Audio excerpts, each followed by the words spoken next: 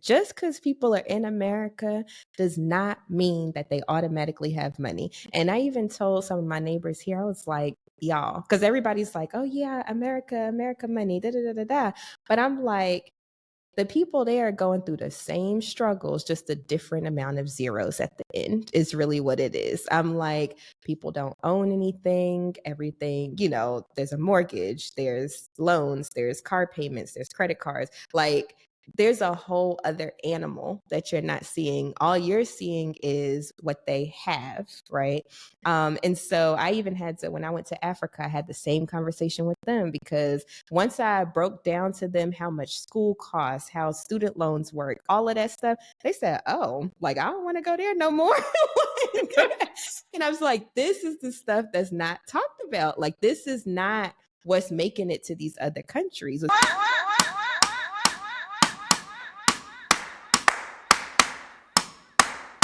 Are you ready for the...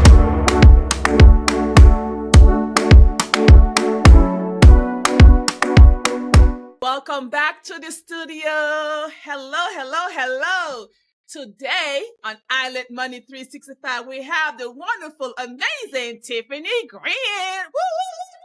We have no music, so I got to do my own stuff. Let me keep myself over here. Woo! Right, DIY. So I'm so happy to have you in the studio, Tiffany. Honestly, I am so excited for you to be here because I love picking your brain, first of all. I always get, those little gems. But before we dive in, let me give a little bio, because, woo, you've been working. So, Tiffany Grant, got to clear my throat for you, is an accredited financial counselor, AFC, all right? Award-winning personal finance blogger, podcaster, and educator known for her relatable approach to financial education, which is true because I do follow you. I do eat your content. As the founder of Money Talk with Tiff, Tiffany has been featured on Yahoo Finance, CNBC, Business Insider, MSN, and Essence, sharing her expertise, not just experience, but expertise, okay, on side hustles, business, and money management. Tiffany holds an MBA from the University of North Carolina at Greensboro and is also SHRM-CP. She's in human resource, y'all. And Lean Six Sigma Yellow Belt. Through her platform, Tiffany empowers individuals to take control of their finances and build wealth with confidence. Yes, so I looked up what, Lean Six Sigma Yellow Belt is. Because I was like, is there a blue belt, a brown belt? What kind of levels are there? I ain't go far. I just did, honestly, I just did it for the HR credit. I got HR. But I learned a lot. There you go. That's all that matters, right? No, touch your Jamaican parents. But, I just did enough. So to succeed a little bit. No, that's amazing. That's amazing. So, we're going to get into all the financial stuff, but let me know a little bit, like, how did you get onto these platforms, CNBC, Business Insider? Because us as young entrepreneurs, honestly, they tell us, oh, go out there and, get visible. Go be on these other platforms. Like, what did you do? You just went out there and say, hey, I'm Tiffany. Let me write for you. What? Like, how did this happen? Not even, honestly. So I just was putting content out, just, what I was being led to do, doing Money Talk with Tiff, doing the blog, doing the podcast. And all of these opportunities, believe it or not, came to me. So I didn't even pitch or hire anybody or anything like that. So that's why I'm like, there's some things in life you just can't explain, but God, and Yes. So for me, that's where I give all the, because I'm like, I have no idea. Like, people ask me all the time, how you get featured here, how you do this, how you do that. I'm like, I really don't know. Like, these people are just reaching out to me for these features. So I will say with one of them, so at CNBC, how I got featured the first time back in 2020 was because somebody in my community recommended me. So that's why I tell my business owners and stuff, make sure you're networking, make sure you're active in your communities, because believe it or not, a lot of times opportunities come from your local community. I agree. I agree. And I must say, you're very free with information. Anytime I have a Mhm, question, you don't hold on to it till you sleep like I'm going to steal something from you. You're always mhm. going to share and uplift others and say, hey, I got something for that. Let me share it with you. And I think because you do that, it comes back to you tenfold, honestly. Because every time it's like you're so open to sharing, which is one of the things that I love about you. It's like, Tiffany, do you know anything about this? Well, I don't know, but I know somebody who knows. So let me let me get that information to you. And you actually get back to me. I'm like, dang. I was like, yes, Well, thank you you. know And why? because of that, I'll go above and beyond. But you know why? Because I believe that we should always hashtag rise and lift is something that I've been saying for years. But as we're on the increase, we should always lift up others as we go. Because honestly and truly, we've been given these gifts, whatever your gifts are, to help each other. Like it was never to be for selfish gain or anything like that. So that's why I'm like, I love helping fellow creators, with information, tools, whatever they need, other business owners, just because at the end of the day, nobody is really competition. Like if you look at the bread aisle, there's thousands of breads and they're all flour, water, it's all the same thing.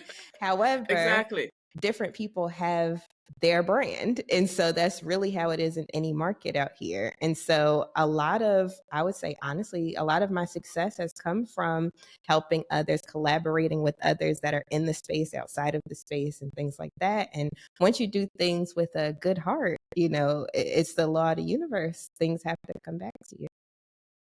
There you go, people. That's your entrepreneurial tip of the day. A clean and a pure heart, for they shall see God. But it shall come back to you in this sense. Okay. So let's dive in. Okay. Tell me about your early relationship with money. Like, why are you so fascinated with money and what inspired you to become so financially conscious? Where do we start? Okay, so I will say what had the biggest impact on me was the 2008-2009 crisis, and just being not a child, but like an adolescent, and seeing my family go through different struggles like bankruptcies and even a foreclosure and things of that nature.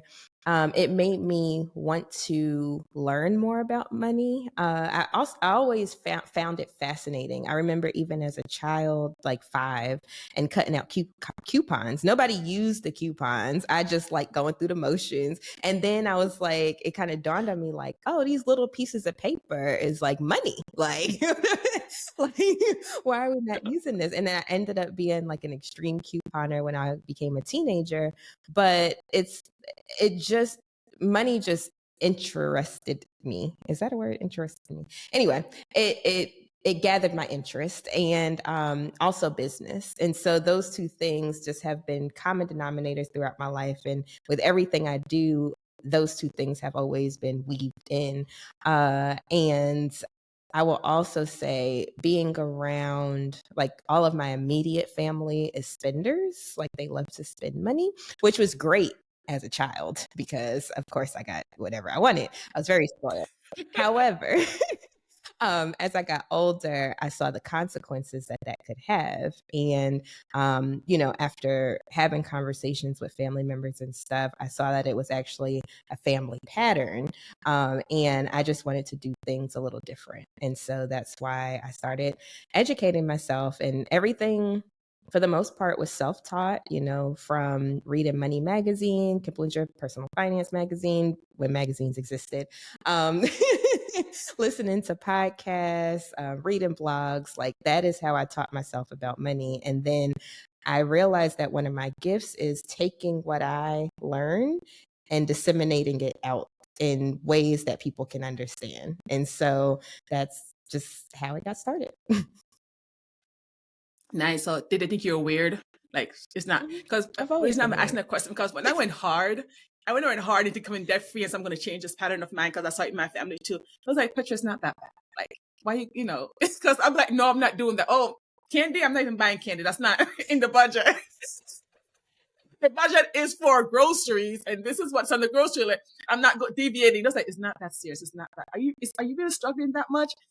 So they look at me like, whoa. So did you have that experience looking at me like, Tiffany, really? Yeah, and for a while I had that same mindset too, like where I'm like any means necessary. I was hustling my butt off, not doing stuff just so I can pay off debt, whatever. But then I'll be honest with you, a few years ago, so I'll say maybe 3 or 4 years ago or so, I said, actually, let me take a more balanced approach to this because I still need to live life. And we make money in order to use it on what's important to us. Now, don't get me wrong. I do not like debt and I love paying people back because I don't like that over my head. However, there's also more to life. And so that's what I, do with my clients and stuff. I'm not going to be the type to say, oh, you can't do that. Oh, why are you spending on that? And da. No, because everybody spends on what they want to spend on. There's stuff I spend on. People probably be like, you spend how much on what? Like, you know what I'm saying? But that's also where the budgeting and stuff comes into play and changing our mindset around what a budget actually does for you. So I tell people, like, it doesn't restrict me. It gives me permission to do the things that I want to do in life. And so that's what I kind of teach my clients too. And it just makes life feel better. It does. It really does. But in the initial phase, I'm telling you, I was going whole Tiff. I was like, don't tell me. But now that I'm debt free for a few years now, I'm like, now I can live. But in that initial phase, when you're trying to get it together, you couldn't tell. I was so focused, I had the blinders on. I was like, nope. Listen, I'm still trying to get it together, child. I still got debt. But I'm still making sure that I live my life because also, and that's why I said it was a few years ago. It was during 2020, COVID. And I was like, these people just leaving here. Like, people are just leaving here left and right. And I'm like, I don't want to be so gung-ho on this debt and not do the things that I really want to do. And then tomorrow is my time. And then I'm just like, so I had to, like I said, get a balance because I was gung-ho for years. Years? Not just when you're, how many years? Oh my God. Years. So when I first started this journey, what year was that? 2014, 2015, somewhere up in there. Anyway, when I first started, I had paid off like 50,000 in like 2 years. Like I was going hard, and that was working, doing Uber and Lyft. That was side hustle. Like, it was all types of stuff going on as a single mom with 2 boys at that time. And that was cool and that was fine and dandy. But of course, things always come up. Like, stuff just keeps coming up. And in 2020, I was almost debt free when it came to credit cards. Well, actually, I was pretty much done with the credit cards. All I would have had left was student loans. And then I got married. And then that kind of set me back too.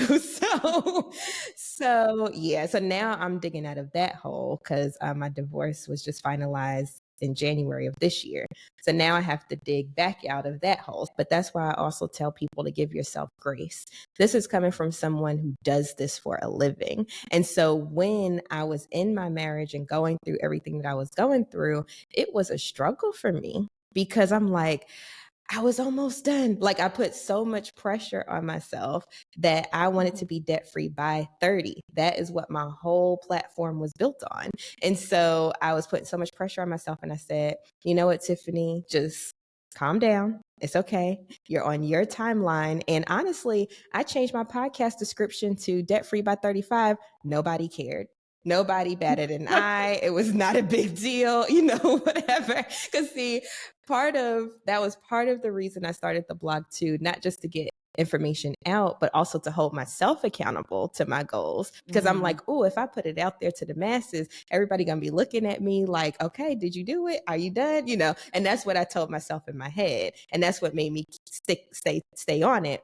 But then when it didn't happen, I almost beat myself up about it. But then I had to pause and say, well, I'm the one that created this timeline. Nobody created this timeline for me. So I'm like, I could just change the timeline and it'll be fine. And guess what? It's fine. So it's fine. That's why I tell people, just give yourself grace. And even if you do fall off or whatever the case may be, it happens to everybody, even us that do this for a living. So yes, it does. It does. Absolutely.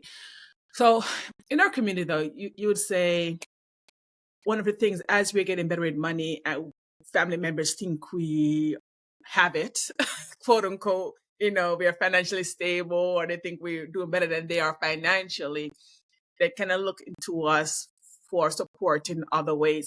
And how do you think, how do you explain that? Like, how do us take care of our family members while we're climbing up? Because we know those people have been here for us when we had nothing. They support us. There were 3, 4 jobs to help lift us up, different family members, not even in our own house, but uncles, aunties. I know that we are okay. We established, got a career and all that kind of stuff. How do you manage the need to give back, but yes, build our own financial stability? Yeah, so I'm glad you brought this up because there's a term for this and it's called the Black tax. And what that is as Black people, as we are being more successful, making more money, things like that, then we feel obligated to help our family, sometimes friends, with what they have going on as well. But I tell people, and I have a lot of clients that deal with this, and what I tell my people is, think of when you take a flight, right? And the stewardess is going over the instructions and they say, oh, if we need air, it'll drop down. Make sure you secure your mask first before you help somebody else. And it's this. I'm going to sneeze. Sorry.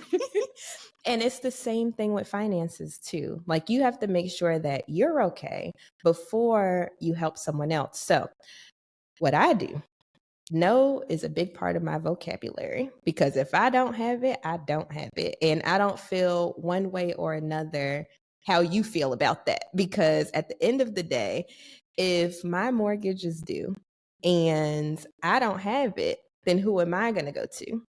Right.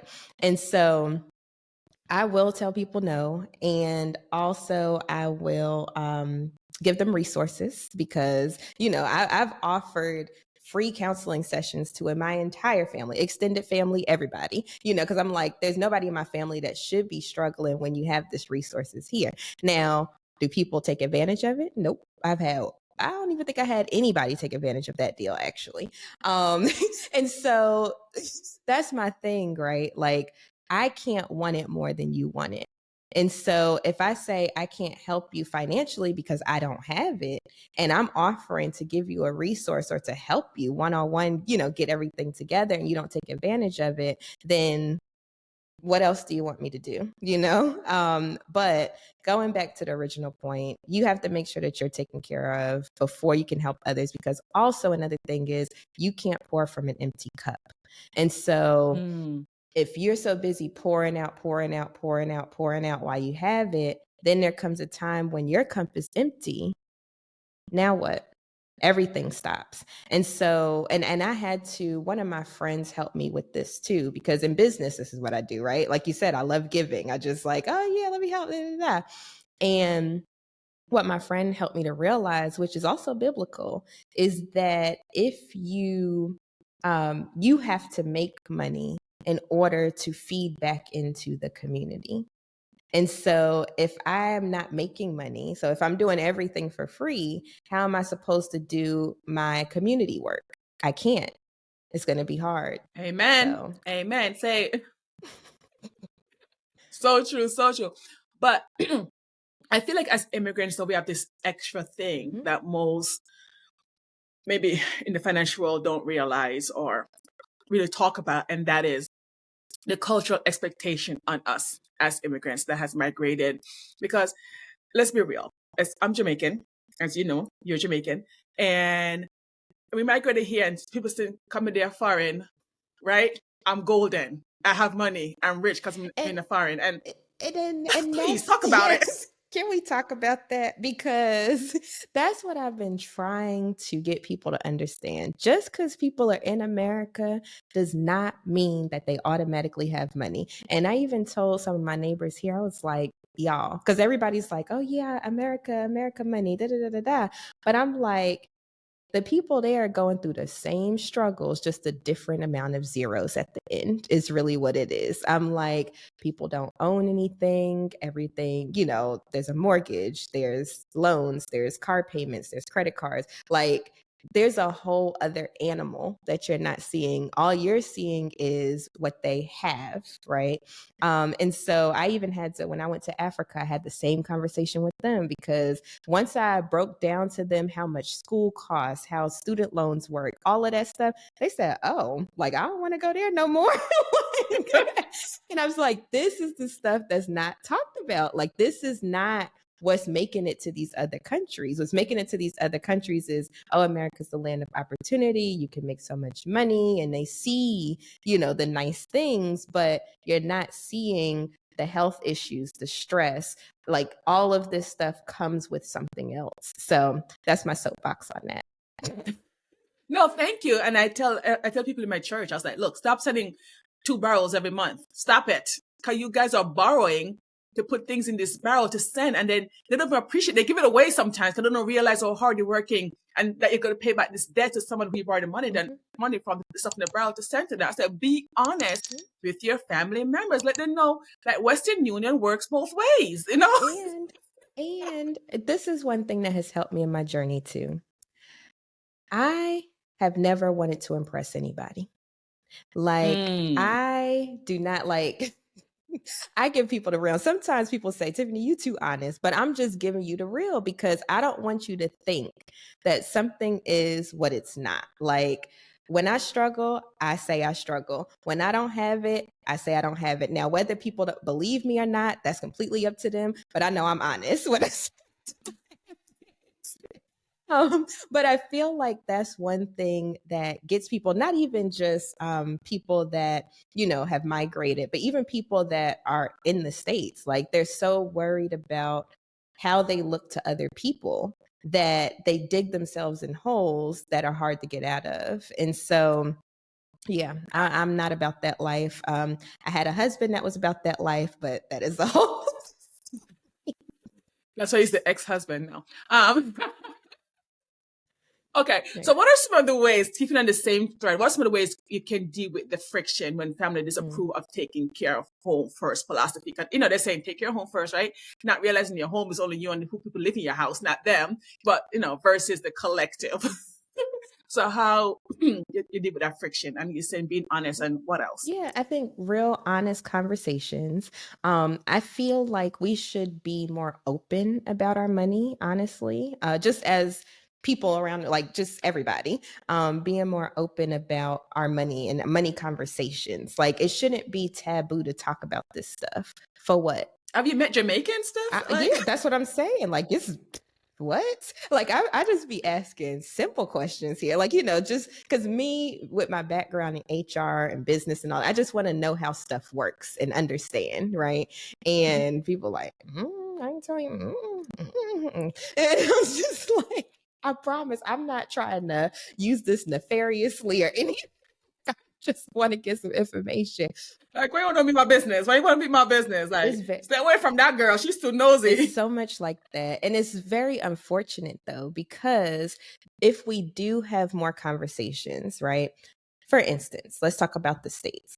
If we have more conversations about pay, so how much this person's making versus this person, not to compare, but just to see, then you would understand, oh, you mean to tell me I could have made this, or I could ask for this at the next job, or, whatever the case may be. I feel like, as someone that used to be in HR, I was able to see, what people were making and stuff. But if we just have more open, they call it pay transparency. If there was more pay transparency, which it is getting a little better now. In some states, they do have to put it on the job description, but I feel like things would be better. And especially here in Jamaica, because if people knew how much the people here was making, and let me go on another soapbox real quick, because this is all tied in.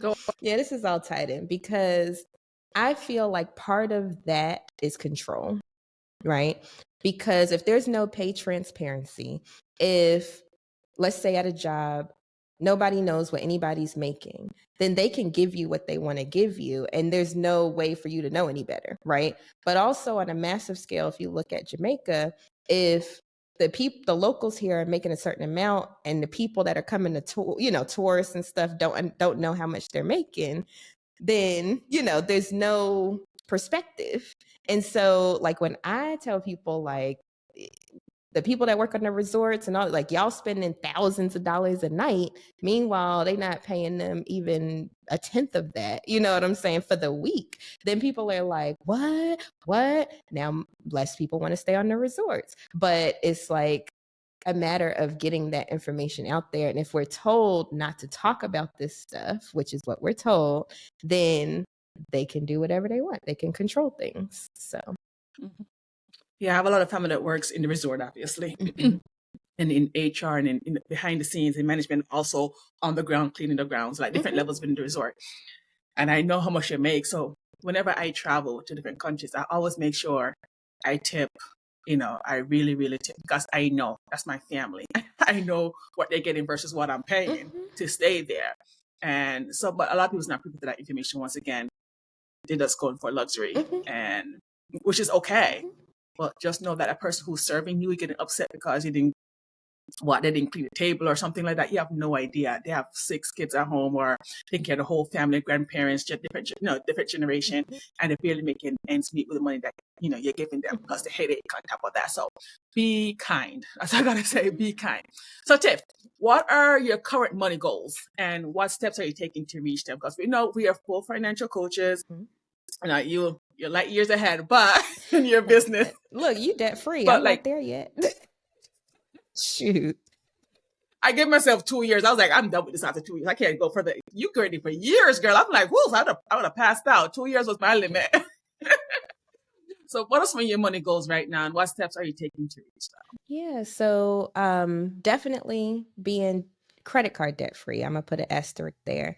Being credit card debt free is high on my list right now. But also just investing in businesses. I have different things going on right now, different things coming through the pipeline. And so, keeping those things invested, and then also giving back. I want to give back more, like doing more community I call myself an activist. I just do it in a different way. But community activism, community, just different, like, nonprofit stuff. So those are those are my money goals for right now. Definitely being credit card debt free, investing in my businesses that I have going on, and then giving back more to the community. How important, talking about goals, how important do you think goal setting is when it comes to wealth building? How can you do it without it? Like, how can like, I was trying to think of a way to, like, but I'm gonna just keep it real. Like, how can you? Okay, if you want to be debt free, right? Let's say that's your goal. How can you be debt free if you don't know you want to be debt free, or what that looks like to you? Like, you have to have a goal. And I just gave you like high level goals. Like, of course, I do like whole SMART goals. Like, I have a whole breakdown, this much by this much. Like, it breaks down, but you have to do that. Otherwise, you might as well be shooting a bow and arrow with blindfold in a dark room. Like, you have no idea where you're going, what you're doing, blowing in the wind. You have to have some type of goal. So that's actually one of the first conversations, actually the first conversation I have with clients is, okay, let's go over our top 3 goals, and let's make sure that we have them as SMART goals. So we know, and I'll keep it on a document, and we revisit that document every time we meet, because I'm like, okay, are we on track? What do we do? What do we need to do better? Whatever. But that is not only your goalpost, that's also how you can determine if things are working or if they're not, if you need to change or if not. And also the thing with goals is you have also realize that you can always change it. Let's say if something happens, something like, for instance, I just gave you at the beginning of the episode, I said I want to be debt free by 30. Didn't happen. I said, you know what? Let's make it 35. I can do 35, and this is how I'm gonna get to 35, and this is what I'm gonna do. So you can always adjust as life happens and going back, give yourself grace when you have to adjust. Otherwise, you can drive yourself crazy, and then you can also dig yourself into a deeper emotional and psychological hole, self-inflicted. Like nobody else is inflicting this on you. It's literally self-inflicted. So that's the importance of goals. And I've done whole goal series on the podcast where I talk about setting goals and sticking with goals and things like that. I'm a firm believer in goals. Me too. No, that's what keep me going and keep me in line. As you said, don't be scared that you have to manually adjust it, but at least you're on a path, right? So I totally agree with that. So now let's get to the nitty gritty. Tiff, most people are leaving Jamaica to come to the States. You went back. All right. But actually, before we get there, what is your family migration story? Let's start there before we talk about you going back. And why did they move to the US? Did you ever hear that story? Were you familiar? So this is what I know. I can only tell you what I know. What I know is my grandpa was the first one to move. And then he kind of set up a foundation to bring over his family, which would be my grandma and their kids, which is my dad and my uncle and them. And also brought over his mom. Okay. Now, my dad moved from Jamaica when he was young. Don't know exactly how old, but I know he was young. That is as far as I know when it comes to Jamaica and the migration story. Now, I learned some of that at my grandpa's funeral, believe it or not. Oh my I goodness. didn't know that he was the one that bought. And when I say bought everybody over, like his brother and, like everybody, like there's a lot of Grants in New York as a result of my grandpa. But I didn't know that until I was sitting at his funeral and everybody was going through the stories. And I didn't know that he had left his wife, my grandma, and the kids here while he went to go, do what he needed to do to get them up there. I didn't know any of that. And it wasn't until my uncle got on stage and he was like, yeah, he left us down there. He could have just said bye and not look back, and that would have been it. But he came back and got us and things like that. So I was like, wow, didn't know that. But I will say, I think because my dad is so far removed from Jamaica, when I said that I was moving back, he was like, why are you moving there? Like he was so up in arms about me moving down here. And I had never been to Jamaica until 2022. That was my first time ever going. Wow, really? How old were you then?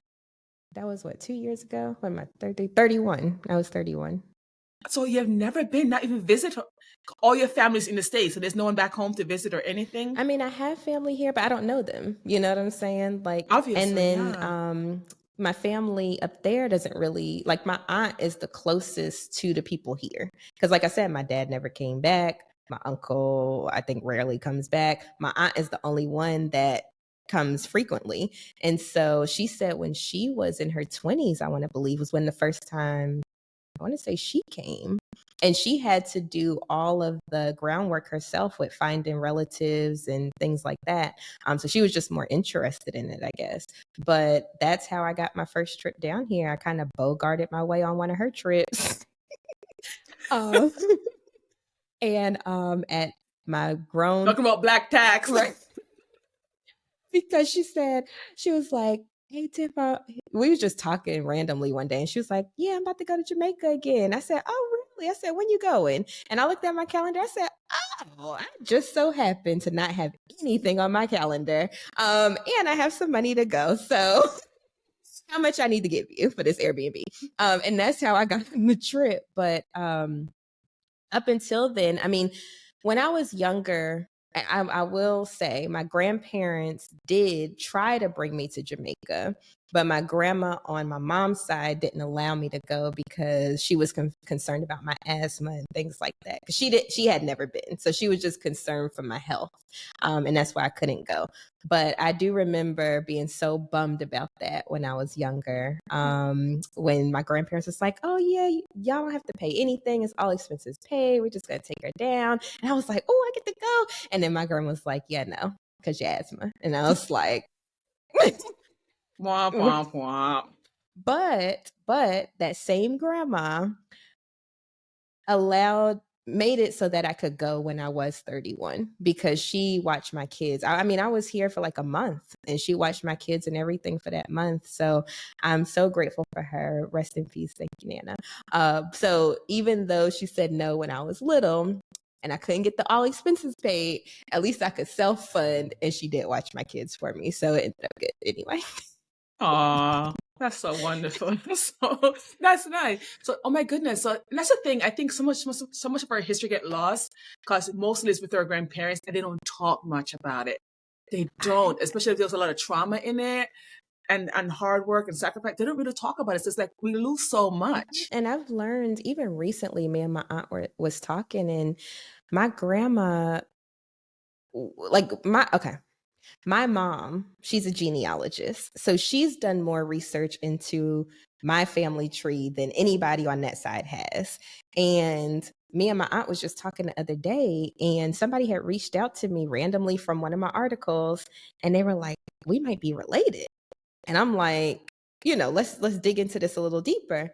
Come to find out, we might be, but it's because my grandma never talked about, like, after she moved to the States, she never talked about her sisters and brothers, like any family. Like, we only know who was there.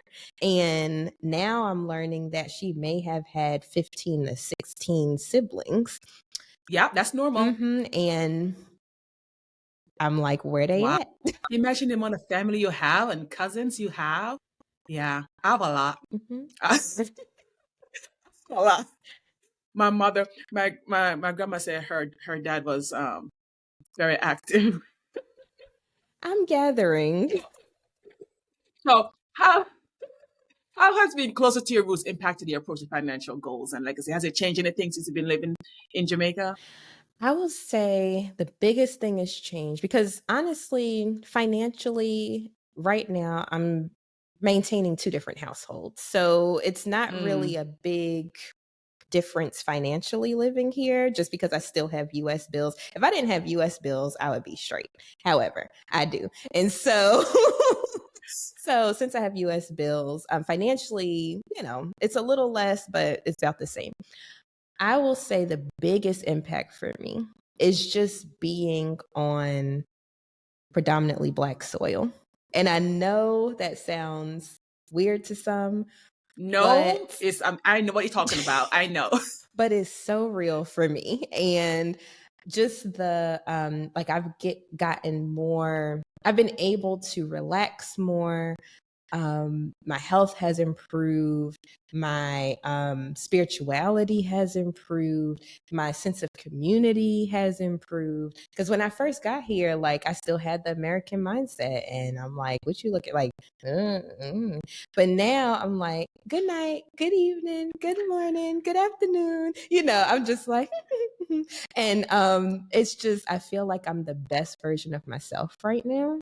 And I do I know it's because of the change of environment. So that, for me, I feel like that is the biggest thing for me when it comes to the move. It's not the financial, it's the more intangible stuff, the more intangible, just being Yeah, around like my seeing everybody's people. professional around Right? you.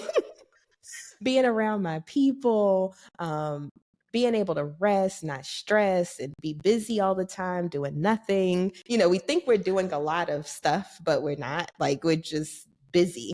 And so just taking on that new culture, I feel, has been, because honestly, that is what our culture is supposed to be as Black people, particularly. And so any predominantly Black place I've been, it has the same culture. And so we lose that culture being in predominantly white spaces that we were never supposed to be in anyway. But I can go on a whole nother tangent. But anyway.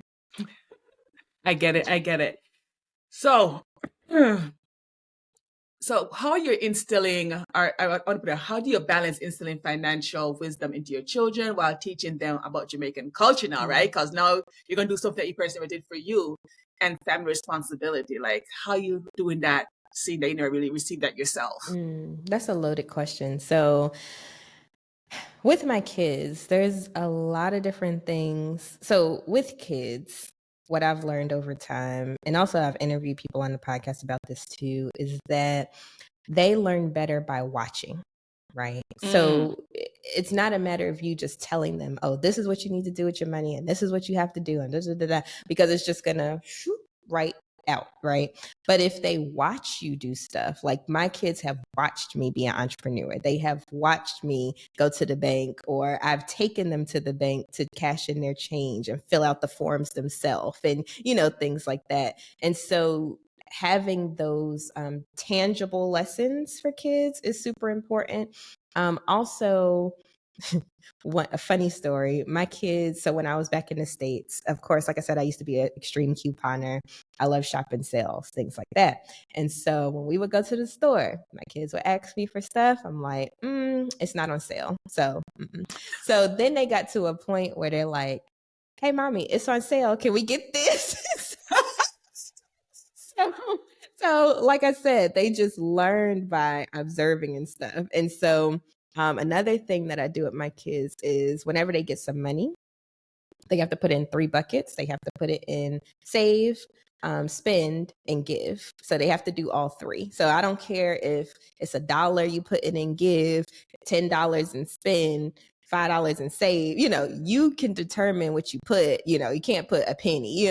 Let's be realistic. But I'm not dictating to them what that looks like. I'm just saying these are the 3 buckets that it needs to be. So now they have to make the determination what feels good within themselves, because I'm telling you that you can't spend it all. So now what you gonna do? You know what I'm saying? But I feel like that teaches them that it's not just important to get the money that they have and spend on what they want, but it's also important to save some, and it's important to give some as well. So it's like little stuff like that you can instill money values in your kids.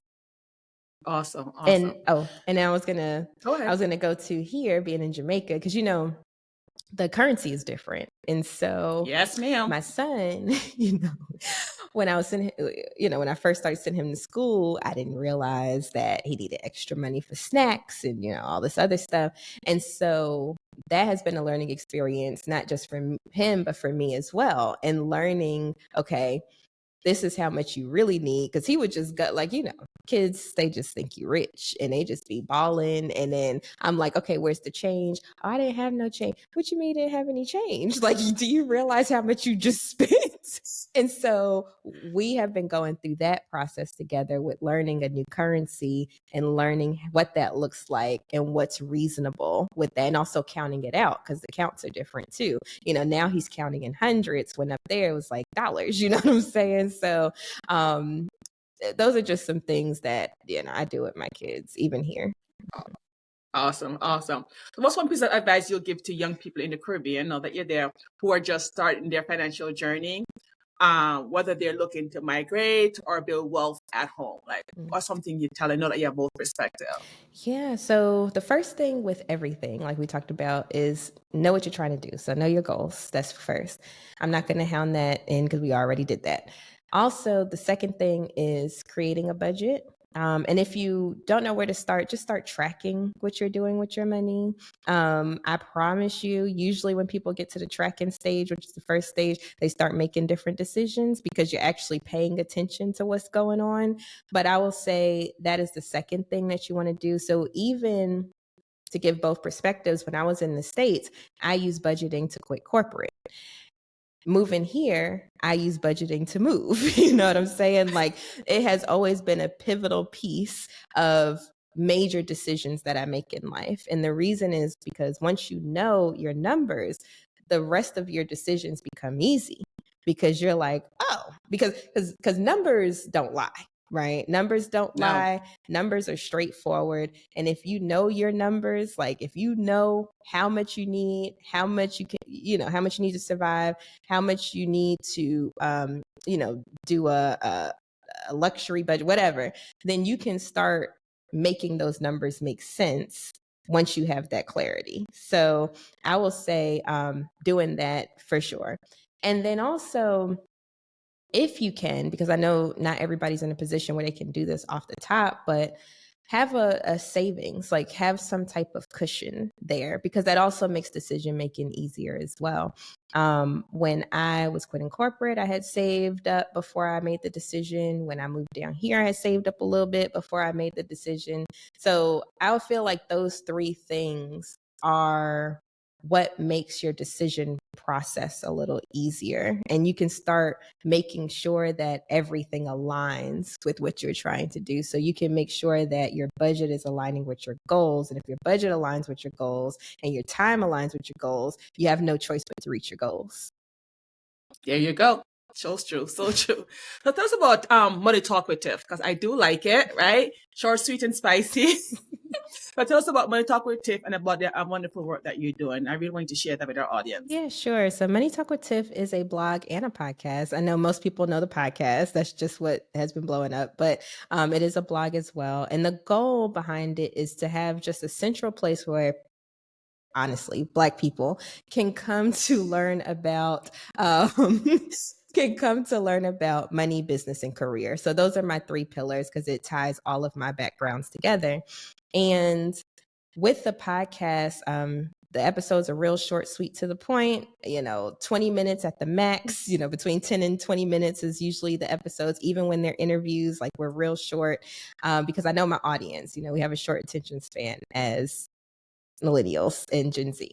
So, so they're real short. And then for the blog, that's out there because I just want people, if people don't want to listen, they can read. If people don't want to read, they can listen. And so I just want to make sure I hit. And if they don't want to do either, I'm active on social media. So I like to meet people where they are. But I believe that the way out of poverty is ideas. And a lot of times we just don't know that things are possible, or we just don't know how to do things, or whatever the case may be. And I want to make sure that I am a reputable source out there that can give people that information. So they know if they come to Tiffany for something, it's going to be legit. She probably already did it. She probably already tried it. If she don't, she knows somebody that did, or whatever, they know that is a trusted source, because there's also a lot of noise out here.